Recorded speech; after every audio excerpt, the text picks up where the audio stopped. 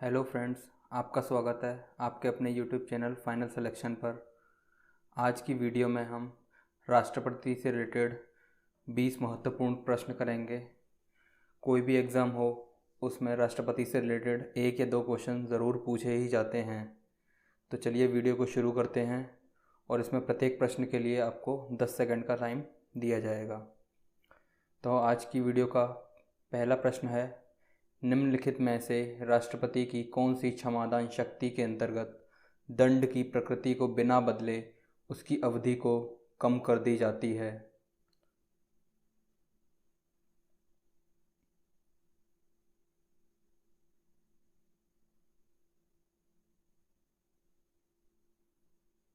आपका सही उत्तर है परिहार, जिसको इंग्लिश में रेमिशन बोलते हैं। चलिए, ये लघुकरण, परिहार, प्रविलंबन ये है क्या, इनको समझ लेते हैं हम। देखिए, यहाँ मैंने राष्ट्रपति और राज्यपाल दोनों को लिया गया है। जो आर्टिकल 72 है राष्ट्रपति के लिए जो क्षमादान है, उसमें क्या क्या प्रावधान हैं उनको हम देख लेते हैं। तो आर्टिकल 72 के अंतर्गत 5 प्रावधान आते हैं। पहला है पार्डन, दूसरा है कम्यूटेशन, तीसरा है रेमिशन जिसे परिहार बोलते हैं, चौथा है रेस्पाइट और पांचवा है प्रविलंबन। तो पहला जो पार्डन है उसमें कंप्लीटली क्षमादान मिल जाता है, चाहे किसी व्यक्ति ने मर्डर ही क्यों ना करा हो। अगर राष्ट्रपति किसी को पार्डन दे देते हैं तो इसका मतलब है कि वो कंप्लीटली क्षमा कर दिया, कंप्लीटली पार्डन दे दिया। सेकंड जो कम्यूटेशन है उसका मतलब है कि हम जो सज़ा होती है, मतलब राष्ट्रपति सज़ा का जो नेचर होता है उसको चेंज करते हैं। जैसे कि मान लो किसी को 10 साल की कठोर सज़ा होती है तो राष्ट्रपति क्या करेंगे, उसको 10 साल की साधारण सज़ा में बदल देंगे। जैसे मान लो किसी को फांसी हुई तो फांसी को वो किस में चेंज कर सकते हैं, उम्र कैद में चेंज कर देंगे। मतलब लाइटर फॉर्म पनिशमेंट, जो हार्डर फॉर्म था पनिशमेंट का उसको लाइटर कर देते हैं। लेकिन सज़ा कम नहीं करते कम्यूटेशन में, केवल क्या करते हैं, नेचर चेंज करते हैं। अब जो थर्ड है रेमिशन जिसे हम परिहार बोलते हैं, उसमें क्या होता है, उसमें टाइम पीरियड को कम कर दिया जाता है लेकिन नेचर चेंज नहीं होता। जैसे 10 साल की किसी को कठोर सज़ा मिली तो उसको राष्ट्रपति क्या कर देंगे, 5 साल की कठोर सज़ा में बदल देंगे। Reducing the period of sentence without changing it's character, तो नेचर चेंज नहीं होगा, परिहार में क्या नहीं होगा, नेचर चेंज नहीं होगा, टाइम पीरियड कम कर दिया जाएगा। ठीक है। और अगला जो है रेस्पाइट जिसे हम बोलते हैं विराम। इसमें क्या होता है, जैसे किसी को हेल्थ इशू हो गया या कोई गर्भवती महिला है तो उसमें क्या होता है, उसकी जो सज़ा होती है वहाँ पे विराम लगा दिया जाता है तब तक जब तक ये उसको प्रॉब्लम रहती है, और ये प्रॉब्लम सॉल्व होने के बाद फिर उसकी सज़ा कंटिन्यू कर दी जाती है। तो ये हो गया pregnancy of a women offender. अब पांचवा जो है वो है प्रविलंबन। ये होता है टेम्परेरी स्टे। जैसे मान लो किसी को फांसी सुनाई जज साहब ने कि कल आपको फांसी लगनी है, तो अब कल उसको फांसी लग जाएगी। लेकिन राष्ट्रपति तो देश में है ही नहीं, वो कहीं घूमने चले गए या राष्ट्रपति किसी काम में बिजी हैं, तो वो तो जब राष्ट्रपति से क्षमादान मांगने जाएगा तो उसको तो मौका ही नहीं मिलेगा, टाइम ही नहीं मिलेगा।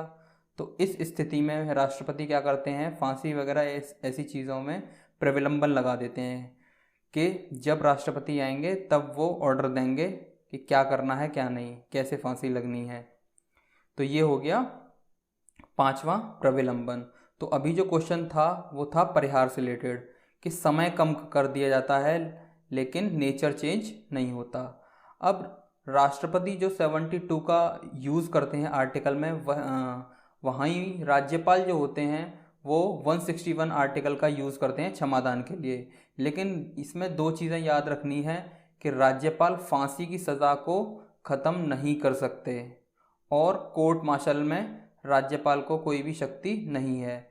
जैसे कि कोर्ट मार्शल जैसे जो होता है वो जो सोल्जर्स होते हैं हमारे उनके लिए होता है। जैसे मान लो कोई सोल्जर है, उन्होंने किसी किसी गलती से किसी को ऐसे को मर्डर कर दिया जो दोषी है ही नहीं, जिसने कुछ गुनाह किया ही नहीं है और उसको गलती से मार दिया। तो ऐसे में जब मान लो किसी सैनिक को कोई सज़ा सुनाई जाती है तो उसके केस में राज्यपाल उनको माफ़ नहीं कर सकते, लेकिन राष्ट्रपति कर सकते हैं। क्यों? क्योंकि राष्ट्रपति तो तीनों सेनाओं के अध्यक्ष होते हैं ना। तो जब अध्यक्ष होते हैं तो उनकी सज़ा को भी वो माफ़ कर सकते हैं। तो राज्यपाल को ये 2 अधिकार नहीं है, बाकी सारे अधिकार हैं। फांसी की सज़ा को माफ़ नहीं कर सकते और कोर्ट मार्शल में अपना कोई भी मतलब सज़ा को माफ़ नहीं कर सकते। चलिए अब आगे अगला प्रश्न देखते हैं। भारत में स्वतंत्रता के बाद कितनी बार राष्ट्रीय आपातकाल लागू हो चुका है?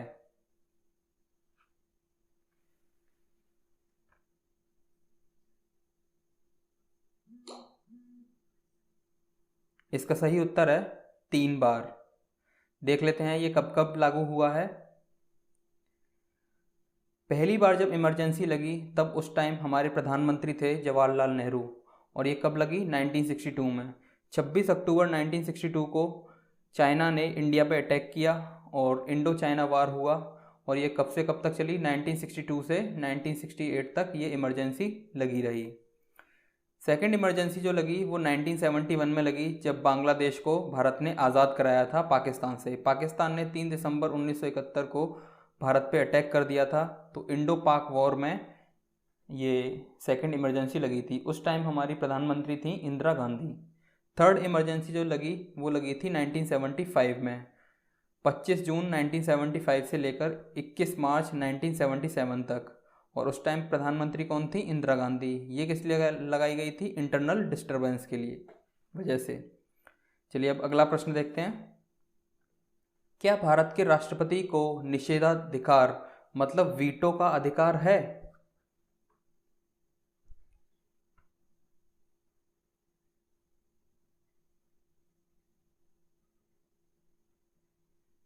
इसका सही उत्तर है हाँ, हमारे राष्ट्रपति को वीटो पावर दी गई है।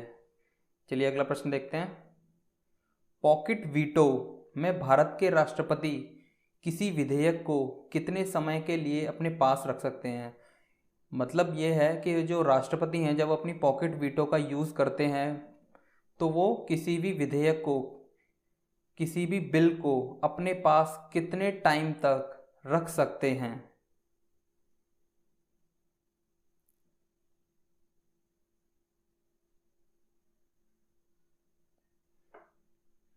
तो इसका सही उत्तर है अनिश्चित काल के लिए। देखिए अब हम वीटो पावर देख लेते हैं राष्ट्रपति की। तो वीटो पावर का जो दे रखा है प्रावधान वो आर्टिकल 111 में दे रखा है। तो भारत में 3 तरह की वीटो थी, बट अब 2 तरह की वीटो ही रह गई हैं। ठीक है, तो वैसे वीटो होती कितनी हैं? 4 तरह की वीटो होती हैं, एब्सोल्यूट वीटो, सस्पेंसिव वीटो, और थर्ड है क्वालिफाइड वीटो, फोर्थ है पॉकेट वीटो। पहली जो एब्सोल्यूट वीटो है वो क्या होती है? जैसे कोई भी लोकसभा और राज्यसभा से बिल पास होके आया और राष्ट्रपति के पास आया, तो राष्ट्रपति को ये वीटो थी, एब्सोल्यूट वीटो के तहत वो क्या कर सकते थे? पूरी तरह से उस बिल को एबोलिश कर सकते थे, मतलब रद्द कर सकते थे। ये बिल अब कानून बनेगा ही नहीं। तो वर्तमान में इस समय इसको समाप्त किया जा चुका है, मतलब अब हमारे राष्ट्रपति के पास एब्सोल्यूट वीटो नहीं है। सेकंड वीटो आती है सस्पेंसिव वीटो, जिसको बोलते हैं निलंबकारी। इसमें क्या होता है, जैसे लोकसभा और राज्यसभा से कोई बिल पास होके आया और राष्ट्रपति को लगता है कि नहीं इसमें कुछ करेक्शन होना चाहिए या पुनर्विचार होना चाहिए, तो क्या कह देते हैं? उसको वापस कर देते हैं, ये कहकर कि इसको पुनर्विचार करके वापस मतलब पास करके लाइएगा। तो पुनर्विचार मतलब reconsideration.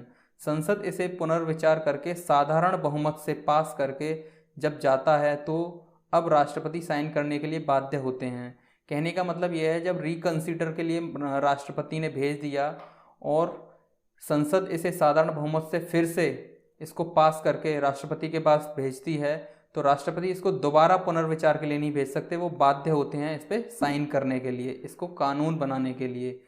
But if it's again passed by parliament, अगर फिर से पास हो जाता है यही बिल पार्लियामेंट से, then president will have to say yes. President उसको मना नहीं कर सकते, प्रेसिडेंट को यस करना ही पड़ेगा। लेकिन इसमें एक ये जो मनी बिल होता है, अगर मनी बिल अगर जैसे कि प्रेसिडेंट के पास जाता है तो प्रेसिडेंट या तो हाँ बोलेंगे या ना बोलेंगे, लटका नहीं सकते। ठीक है, उसको लटका नहीं सकते, रिकंसिडरेशन के लिए नहीं भेजा जाएगा। जो मनी बिल होता है उसको रिकंसिडरेशन के लिए नहीं भेजा जाएगा। या तो हाँ बोलेंगे कि हाँ भाई मनी निकाल लो, या फिर ना बोलेंगे कि नहीं निकाल सकते। उसको ये नहीं है कि हाँ भाई पुनर्विचार करो और बाद में देखो कि हाँ हमें बिल मतलब जो मनी है वो निकालना चाहिए नहीं निकालना चाहिए, ऐसा कोई चक्कर नहीं है। तो सस्पेंसिव वीटो ये हमारे राष्ट्रपति के पास है। अब ये जो आता है क्वालिफाइड वीटो, ये क्वालिफाइड जो वीटो है ये हमारे राष्ट्रपति के पास नहीं है, ये भारत में नहीं है। ये किस में है? ये अमेरिका में है। और ये हमारे संविधान में भी शुरू से नहीं थी। ये अमेरिका के जो राष्ट्रपति हैं वो यूज़ करते हैं। इसमें क्या होता है कि जैसे कोई बिल आया तो उसको पुनर्विचार के लिए भेजा जाएगा, भेज सकते हैं इस क्वालिफाइड वीटो के तहत। लेकिन जब वो पुनर्विचार के लिए लोकसभा और राज्यसभा से पास होके आएगा तो वो साधारण बहुमत से नहीं, वो 2/3 बहुमत से पास होके आना चाहिए। उसको बोलते हैं क्वालिफाइड वीटो, जो कि अमेरिका के राष्ट्रपति के पास है। चौथी होती है पॉकेट वीटो। पॉकेट वीटो में क्या होता है, ना ही साइन करेंगे ना ही पुनर्विचार के लिए भेजेंगे, अपने पास रख लेंगे।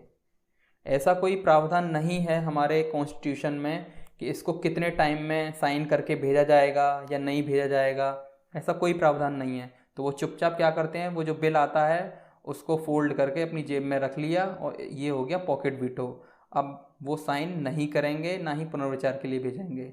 अच्छा, इसका यूज़ एक बार हुआ था पॉकेट वीटो का। उस टाइम जो राष्ट्रपति थे वो थे ज्ञानी जैल सिंह। 1986 में 1986 में एक विधेयक आया था जिसका नाम था डाक संशोधन विधेयक। इसमें क्या था कि जो भी जैसे डाक जो आते हैं उनको सरकार मतलब जो भी डाक को चाहे उसको सरकार पढ़ सकती है बीच में ही सरकार के कहने पर। तो ये जब ज्ञानी जैल सिंह को पता चला कि ये इस विधेयक में ऐसा ऐसा है तो उन्होंने क्या किया, पॉकेट वीटो का यूज़ करते हुए उस बिल को अपनी जेब में रखा और आज तक पास नहीं हुआ। और वो ज्ञानी जैल सिंह भी उनकी मतलब डेथ हो चुकी है। तो इस तरीके से पॉकेट वीटो का यूज़ किया। तो आर्टिकल 111 में अब हमारे राष्ट्रपति के पास कितनी वीटो रह गई हैं? केवल 2 वीटो रह गई हैं। कौन कौन सी वीटो? एक तो सस्पेंसिव वीटो और एक पॉकेट वीटो। तो अभी जो प्रश्न पूछा था वो था पॉकेट वीटो से। चलिए अब आगे अगला क्वेश्चन देखते हैं। भारत का उपराष्ट्रपति होता है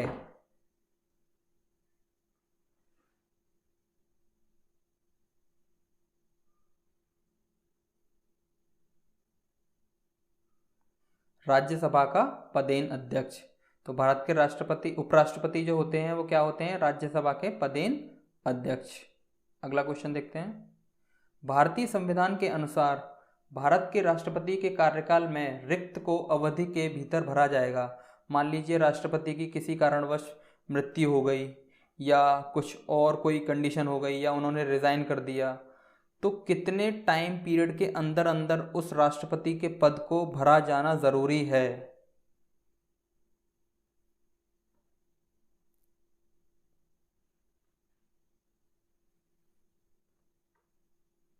इसका सही उत्तर है 6 महीने। 6 महीने के अंदर राष्ट्रपति का इलेक्शन होगा और हमें कोई ना कोई नया राष्ट्रपति मिल जाएगा। भारत के राष्ट्रपति का निर्वाचन करने वाले निर्वाचक मंडल में निम्नलिखित में से कौन शामिल होते हैं? कहने का मतलब यह है जब राष्ट्रपति का चुनाव हो रहा होता है तो उसमें कौन कौन वोट डालता है।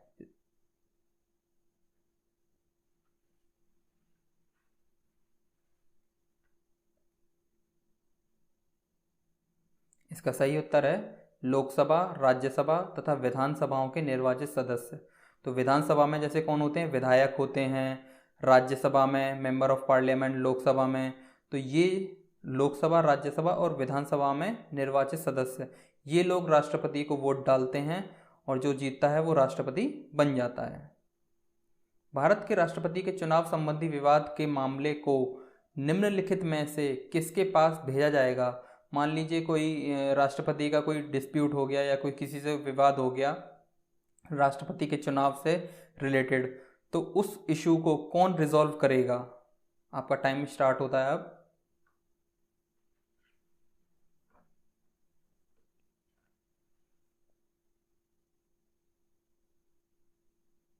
इसका सही उत्तर है भारत का सुप्रीम कोर्ट। अगला क्वेश्चन है, जब भारत के राष्ट्रपति और उपराष्ट्रपति दोनों के पद खाली हो जाते हैं तो उनका काम कौन करेगा?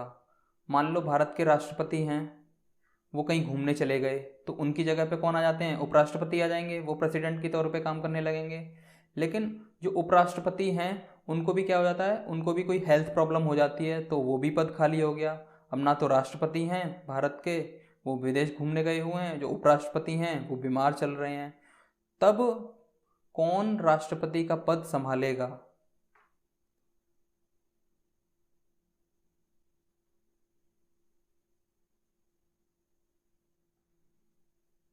तो इसका सही उत्तर है भारत का मुख्य न्यायाधीश, जो चीफ जस्टिस ऑफ इंडिया होंगे उस टाइम के, वो इस पद को संभालेंगे। मान लो चीफ जस्टिस ऑफ इंडिया को भी कुछ दिक्कत हो जाती है, तब कौन प्रेसिडेंट बनेगा? तो उस टाइम पे उस पद को कौन भरेगा?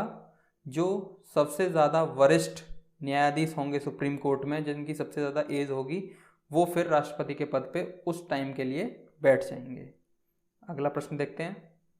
राष्ट्रपति द्वारा राज्यसभा के कितने सदस्यों को नॉमिनेट किया जा सकता है?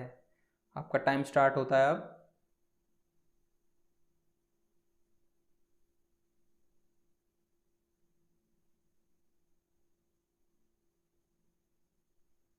इसका सही उत्तर है 12। राज्यसभा में जो राष्ट्रपति नॉमिनेशन करते हैं वो 12 लोगों का नॉमिनेशन करते हैं। जिसको चाहे राष्ट्रपति 12 लोगों को राज्यसभा में मतलब नॉमिनेट कर सकते हैं। अगला प्रश्न है, भारत के राष्ट्रपति का नाम बताएं जो निर्विरोध चुने गए थे।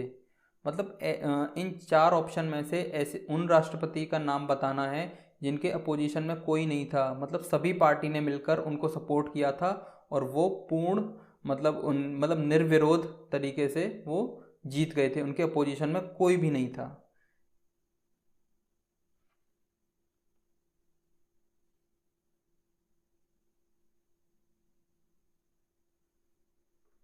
इसका सही उत्तर है डॉक्टर नीलम संजीव रेड्डी। ये ऐसे राष्ट्रपति थे भारत के जो निर्विरोध चुने गए थे। अगला प्रश्न है, यदि राष्ट्रपति त्याग पत्र देना चाहें तो वह अपना त्याग पत्र किसको संबोधित करेगा?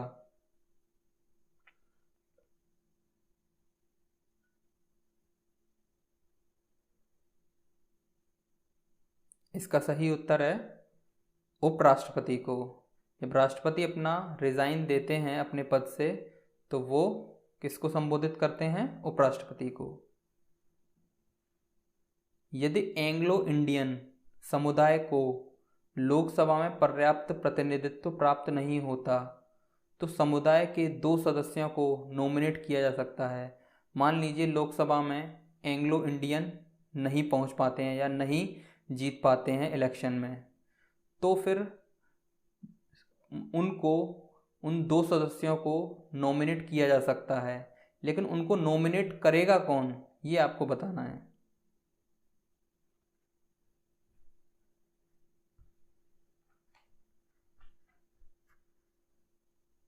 इसका सही उत्तर है राष्ट्रपति। राष्ट्रपति 2 एंग्लो इंडियन को नॉमिनेट कर सकते हैं, लेकिन अब मोदी सरकार में इस प्रावधान को ख़त्म कर दिया गया है कि अब राष्ट्रपति नॉमिनेट नहीं कर सकते 2 एंग्लो इंडियन को। अगला प्रश्न है, भारत के राष्ट्रपति के चुनाव के लिए नागरिक को कितनी आयु पूरी कर लेनी चाहिए? मतलब राष्ट्रपति बनने के लिए कितनी आयु होनी चाहिए कंप्लीट?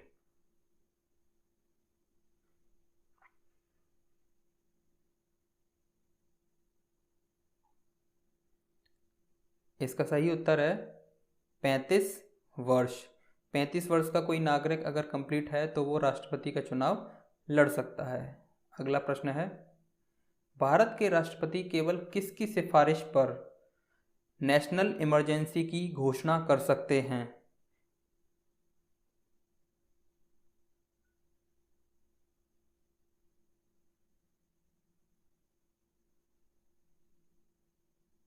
इसका सही उत्तर है ऐसा मंत्रिमंडल जिसमें केवल संघ के मंत्रिमंडल के सदस्य हों।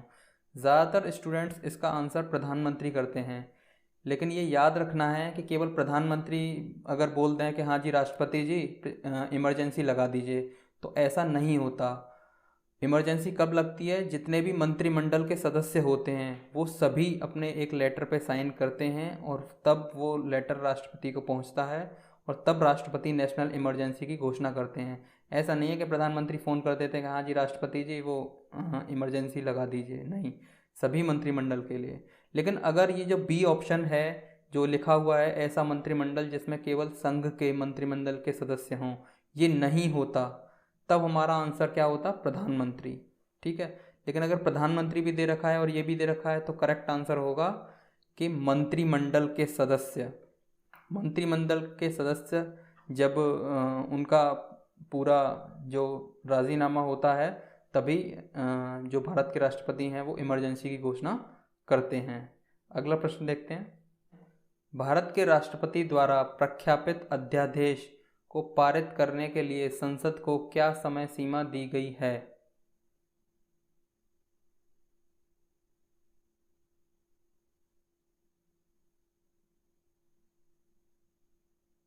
इसका सही उत्तर है 6 सप्ताह।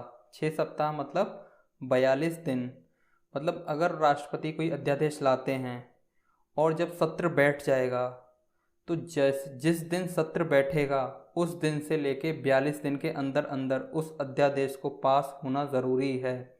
अगर वो अध्यादेश लोकसभा और राज्यसभा से पास नहीं होता है तो वो अध्यादेश कानून नहीं बन पाएगा और वो वहीं रद्द हो जाएगा। अगला प्रश्न देखते हैं। भारत के राष्ट्रपति को किस प्रकार चुना जाता है?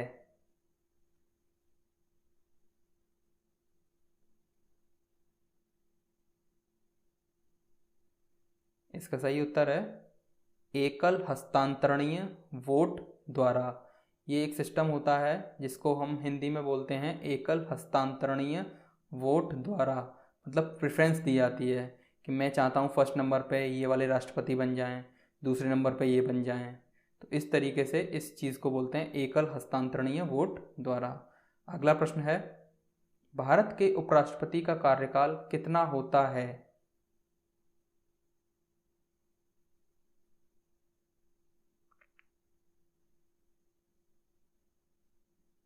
इसका राइट आंसर है 5 साल। भारत के जो उपराष्ट्रपति होते हैं उनका टाइम पीरियड भी, मतलब कार्यकाल जो होता है वो भी 5 साल होता है और राष्ट्रपति का भी 5 साल होता है। अगला प्रश्न है, राष्ट्रपति किसके परामर्श से संसद के सभी सत्र आयोजित और स्थगित करते हैं?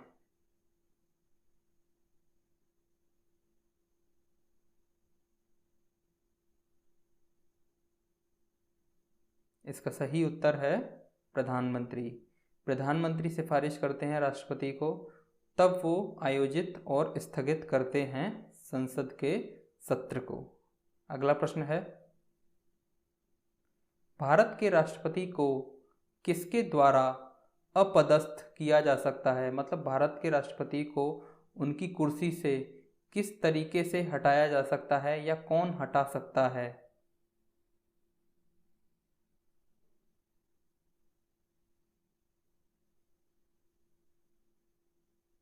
इसका सही उत्तर है संसद। संसद से जब लोकसभा और राज्यसभा से, मतलब जो इम्पीचमेंट का प्रोसेस होता है वो संसद से शुरू होता है, संसद से। तो संसद उसको मतलब भारत के राष्ट्रपति को ही कुर्सी पे बिठाती है और संसद ही भारत के राष्ट्रपति को इम्पीचमेंट द्वारा उनको उनकी कुर्सी से हटा सकती है। तो ये थी हमारी आज की वीडियो। आई होप आपको बहुत पसंद आई होगी। अगर पसंद आती है तो आप लाइक कीजिए, चैनल को सब्सक्राइब कीजिए। मिलते हैं अगली वीडियो में, तब तक के लिए थैंक यू।